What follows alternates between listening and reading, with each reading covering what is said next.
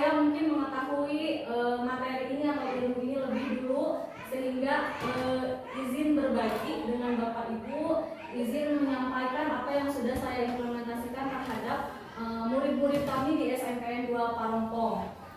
Izin menjelaskan terlebih dahulu, mungkin seperti yang Bapak Ibu tahu, 2 minggu kebelakang saya mengikuti pelatihan. Pelatihannya adalah 7 jurus BK hebat. Nah, nanti saya akan memaparkan sedikit apa itu 7 jurus BK hebat, kemudian bagaimana implementasinya. Namun sebelum kepada pemaparan, kita bernyanyi bersama-sama dulu, menyanyikan jingle 7 jurus BK hebat. Mungkin Bapak Ibu boleh berdiri dulu.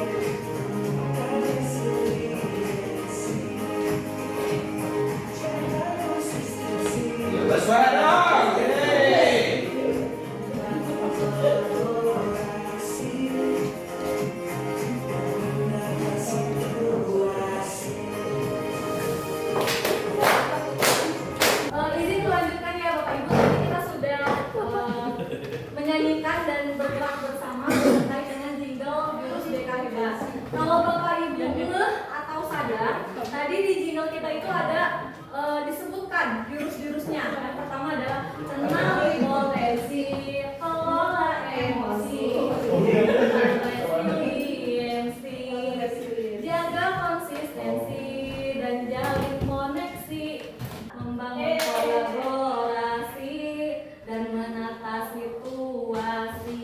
Nah, jadi itu kan sebetulnya lirik yang ada di jingle itu adalah 7 jurus itu. Nah, kemarin pada saat pelatihan dijelaskan satu persatu. Memang kalau pelatihan itu kan 4 hari, jadi kalau dipadatkan menjadi 1 jam memang tidak mungkin. Nah, makanya dalam pertemuan ini izin sebetulnya bukan diseminasi tapi praktik baik. Jadi saya sudah mengimplementasikan ke murid 2 dari 7 jurus itu, kemudian mungkin sekarang berbagi hasil implementasinya.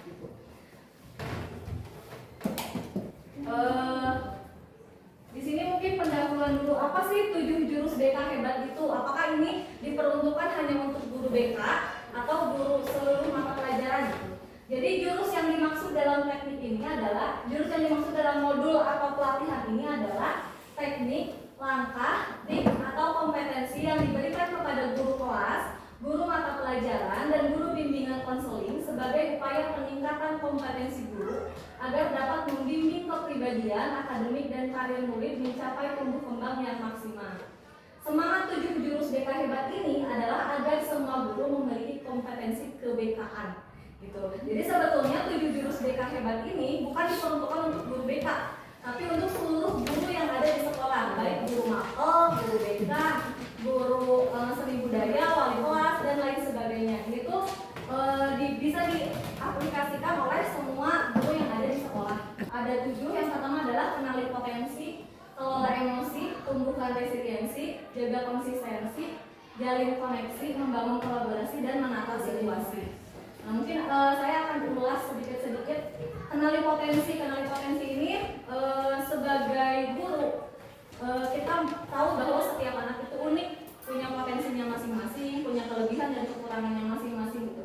Nah, dikenali potensi ini, gimana caranya kita mengenali murid itu dengan kelebihan dan kekurangannya masing-masing. Mungkin Bapak Ibu pernah mendengar peribahasa jangan menyuruh burung berenang gitu, karena setiap anak memiliki keunikan masing-masing. Dikenali potensi ini ada beberapa instrumen atau asesmen yang bisa digunakan. Pertama, bisa menggunakan gaya belajar, kemudian tes minat bakat, kemudian juga ada tes karir gitu. Apakah dia dengan kepribadian seperti itu cocoknya untuk pekerjaan seperti apa gitu. Dikenali potensi ini. Ini tujuannya adalah untuk berusaha kita mengenali diri sendiri dan memilih keputusan-keputusan supaya sesuai dengan diri kita sendiri. Gitu. Kemudian yang kedua adalah kelola emosi. Kelola emosi ini kalau Bapak Ibu yang guru penggerak mungkin tidak asing ya, karena ada yang namanya SEL atau Social Emotional Learning. Nah, dalam mengelola emosi ini, gimana caranya kita bisa mengelola emosi, kemudian menerapkan Social Emotional Learning dalam pembelajaran. Sama di 7 jurus BK Hebat juga, gimana caranya dalam kehidupan sehari-hari kita di sekolah, baik di dalam pembelajaran ataupun tidak, kita bisa mengelola emosi gitu, dan membimbing siswa atau memfasilitasi siswa juga supaya bisa mengelola emosi. Kemudian yang ketiga adalah tumbuhkan resiliensi. Resiliensi itu daya lenting atau mudahnya adalah tahan banting, Bapak Ibu. Jadi seperti yang kita tahu, kehidupan tidak selalu indah, tidak selalu mudah, tidak selalu sesuai harapan kita gitu. Nah, resiliensi ini dibutuhkan supaya kita tidak mudah menyerah, tidak mudah putus asa. Nah, termasuk kepada anak-anak kita gitu, yang mungkin sekarang dijulukinya sebagai generasi strawberry gitu. Sangat dibutuhkan sekali tumbuhnya resiliensi supaya tidak mudah menyerah gitu. Kemudian yang keempat adalah jaga konsistensi. Jaga konsistensi ini adalah gimana caranya konsisten membangun budaya positif gitu. Jadi meninggalkan kebiasaan-kebiasaan atau budaya negatif, mengganti dengan budaya positif. Kemudian yang keempat adalah jalin koneksi. Gimana caranya kita bukan hanya bertemu tapi juga terkoneksi gitu. Jadi kita tuh punya perasaan terkoneksi dengan siswa gitu, bukan hanya ngobrol biasa selewat, hanya kenal aja, tapi gimana caranya kita bisa menjalin koneksi baik dengan siswa ataupun sesama guru. Kemudian yang keenam, membangun kolaborasi. Ini membutuhkan banyak bagian support system lah kalau dalam istilah BK. Jadi dari mulai guru mata pelajaran, wali kelas, kepala sekolah, wakasek, kemudian guru BK, gimana caranya berkolaborasi menciptakan situasi yang aman, damai, dan menyenangkan. Di poin yang ketujuh, itu menata situasi. Ada 2 jurus yang saya pilih diimplementasikan ke murid. Yang pertama adalah jurus yang ke-1, yaitu kenali potensi. Kenali potensi ini saya hanya memberikan instrumen gaya belajar gitu. Gaya belajar, kemudian hasil menggunakan metode ARKA. ARKA itu di experiential learning, A-nya aktivitas, R-nya reflektif, kemudian K-nya konseptualisasi, dan A yang terakhir adalah aplikasi. Nah, ini saya menerapkan menggunakan metode ARKA. Yang pertama seperti biasa, pembukaan. Kemudian yang kedua aktivitas. Aktivitasnya adalah mengisi instrumen gaya belajar. Kalau nanti Bapak Ibu juga ingin mengetes gaya belajarnya, boleh. Nanti saya berikan link dan panduan untuk cara mengisinya. Kemudian yang selanjutnya setelah anak beraktivitas, kita refleksi nih, tanya gimana perasaannya pada saat mengerjakan, gimana perasaan, apakah ada kesulitan, kemudian apakah hasilnya sesuai dengan dia selama ini. Jadi misalkan dia visual, apakah selama ini dia belajarnya memang dengan cara visual atau tidak gitu. Nah, setelah berefleksi, kemudian lanjut ke konseptualisasi. Nanti setelah refleksi itu muncul pertanyaan dari anak, Bu, aku hasilnya visual, berarti aku kayak apa? Hasilnya kinestetik, berarti aku kayak apa? Nah, maka dibutuhkan yang namanya konseptualisasi gitu. Kalau mungkin pernah mendengar bahwa dalam pembelajaran itu harus ada ceramahnya. Nah, kalau di AK ini konseptualisasi lah, ini menjelaskan gimana konsepnya gitu. Kemudian aplikasinya adalah murid menganalisis apakah cara belajar selama ini sudah betul atau tidak gitu. Kemudian apa yang harus diubah, apa yang harus dipertahankan. Kemudian setelah itu penutup. Nah, hasilnya adalah setelah saya menerapkan yang pertama ini, hasil implementasi jurus 1 yaitu kenali potensi menunjukkan bahwa setiap murid itu unik. Jadi terutama mungkin untuk anak-anak yang terlihatnya tuh nggak bisa diam gitu, ternyata hasilnya menunjukkan bahwa dia tuh memang kinestetik gitu. Jadi mungkin selama ini tuh bukan dia tidak mau mengerti, tapi memang cara belajarnya memang harus bergerak-gerak gitu, harus menggunakan anggota tubuh gitu. Makanya kenali potensi ini juga sebagai dasar kita untuk memahami siswa bahwa tidak semua siswa itu sama gitu. Kemudian memiliki potensi dan kelebihan kekurangan masing-masing. Hal ini dibuktikan dengan tes gaya belajar yang beragam. Kemarin itu ada yang hasilnya visual aja, ada yang hasilnya auditori aja, kinestetik aja, atau bahkan ada yang ketiga-tiganya seimbang. Kemudian yang selanjutnya adalah implementasi jurus 1 ini membantu murid mengenali dirinya sendiri sehingga bisa menganalisis. Jadi kemarin tuh Bapak Ibu terlihat sekali bahwa oh Bu berarti aku teh selama ini teh dan ngerti teh karena cara belajar aku teh salah gitu. Jadi aku teh sebenarnya harusnya visual ngelihat gambar atau misalkan kalau ada tulisannya harusnya dibikin mind map atau dibikin stabilo. Ayah aku malah ngedengerin temen ya aku nggak ngerti ya Bu gitu. Nah artinya si kenali potensi ini, implementasi jurus ini berarti memang membantu menyadarkan siswa sehingga bisa meningkatkan pembelajaran lebih efektif gitu. Mungkin. Kemudian lanjut Bapak Ibu, jurus yang kedua yang saya terapkan adalah implementasinya tumbuhkan resiliensi. Gitu, resiliensi itu tadi daya lenting atau ketahan bantingan atau kemampuan bangkit dari kesulitan dan pulih dari trauma. Jadi bukan hanya bangkit saja tapi mampu pulih dari trauma atau rasa sakit yang dirasakan. Itu namanya resiliensi. Sama menggunakan metode RAKA, pembukaan seperti biasa, kemudian aktivitas. Nah, aktivitasnya di sini saya mengajak siswa atau murid untuk membuat kelompok. Kemudian setiap kelompok saya berikan kartu remi gimana caranya dia membangun menara. Dan saya juga sebelum menerapkan karena kan memang saya juga ikut pelatihan dan pelatihan ini tuh sama kayak gini aktivitasnya. Dan itu tidak semudah yang dibayangkan. Jadi membangun menara apalagi di atas keramik yang licin tuh tidak mudah. Ketika diterapkan memang banyak yang berhasil, banyak yang kesel, gemes gitu. Kenapa nggak berdiri gitu? Atau ketika sudah ditata, temennya mau nata malah rubuh semuanya gitu. Nah, aktivitas ini jika dikaitkan gitu, direfleksikan kepada resiliensi. Ketika ditanya perasaan apa saja yang muncul ketika bermain games menara ini, ada yang kesal, ada yang deg-degan, ada yang gemes, ada yang pengen udahan aja deh Bu katanya. Nah itu kan menggambarkan seberapa resiliensi anak gitu. Apakah anak itu mampu bertahan atau mudah menyerah atau mau mencoba lagi gitu. Nah itu bisa terlihat dari hasil refleksi. Kemudian setelah itu lanjut ke konseptualisasi, menjelaskan konsepnya resiliensi itu apa, kemudian bisa dibentuk dari apa saja.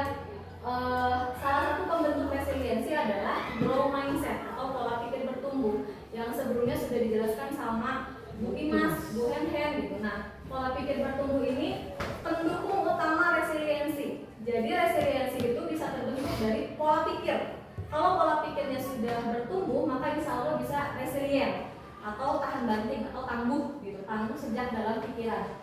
Kemudian setelah konsep ini saya mengaplikasikan. Aplikasinya adalah saya meminta murid membayangkan kondisi tersulit, terburuk, tersedih, terpuruk yang pernah dia rasakan dalam hidupnya. Kemudian saya minta mereka menuliskan surat cinta untuk dirinya sendiri ketika mereka ada di kondisi itu dengan pola pikir yang sekarang yang sudah bertumbuh. Nah hasilnya adalah beragam. Ada yang sampai menangis, ada yang ketawa-ketawa aja akhirnya bisa terlewati ya Bu, ternyata semua itu teh gitu. Kemudian ada yang mungkin membuka luka lama ya, jadi nangis gitu. Kemudian sedih dan lain sebagainya. Iya gitu. Dan isi surat cintanya juga beragam. Masalahnya juga beragam gitu ya. Ada yang memang masalahnya memang untuk usia segitu cukup berat sehingga mungkin ketika disuruh menulis lagi yang membuka luka lama gitu. Kemudian setelah aplikasi saya tutup meminta anak untuk menyimpulkan, kemudian merefleksikan melalui lembar refleksi. Di lembar refleksi itu salah satu pertanyaannya adalah apa yang dirasakan selama aktivitas. Jawabannya beragam, tapi memang yang banyak ter-highlight atau terbaca oleh saya adalah dari mereka yang awalnya senang, sedih, gemes gitu memainkan menara berakhir dengan menulis surat cinta. Jadi mungkin bergejolak lah secara emosi, dari yang senang ke sedih, dari yang sudah tenang ternyata dibuka lagi luka lama atau masa-masa terpuruknya. Nah setelah itu langsung ditutup. Hasilnya adalah siswa cukup tersadarkan bahwa hidup tidak selalu indah, tidak selalu mudah, tidak selalu sesuai harapan, dan itu tuh nggak apa-apa gitu. Jadi mungkin selama ini ada beberapa siswa atau beberapa orang bahkan kita pun gitu kadang bermain dengan ekspektasi kita, dengan harapan kita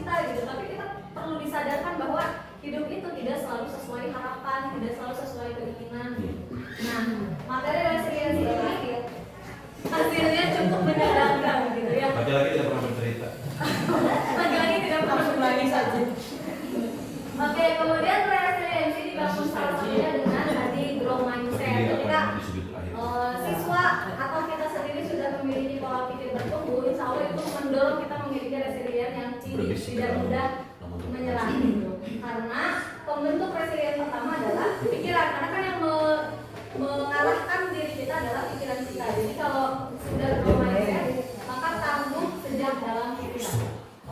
Itu mungkin terkait dengan resiliensi. Saya sudah, terima kasih. Artinya sekian mungkin yang saya sampaikan terkait dengan praktik baik yang sudah saya berikan kepada murid di SMP 2 Palembang. Dari 7, saya memilih 2, yaitu kenali potensi dan tumbuhkan resiliensi. Harapannya mudah-mudahan materi ini, kemarin saya baru menerapkan di beberapa kelas, rencananya memang di kelas 9, tapi harapannya kedepannya bisa disampaikan di seluruh kelas. Dan harapannya mungkin di lain kesempatan sharing lagi terkait 7 jurus BK ini dan bisa dimiliki oleh semua guru gitu. Jadi semua guru punya kompetensi ke-BK-an. Mungkin itu saja Bapak Ibu, terima kasih banyak atas kehadirannya. Semoga pertemuan hari ini bermanfaat, memberikan berkah dan ilmu untuk kita semua. Mohon maaf atas segala kekurangannya. Terima kasih. Wassalamualaikum warahmatullahi wabarakatuh. Waalaikumsalam.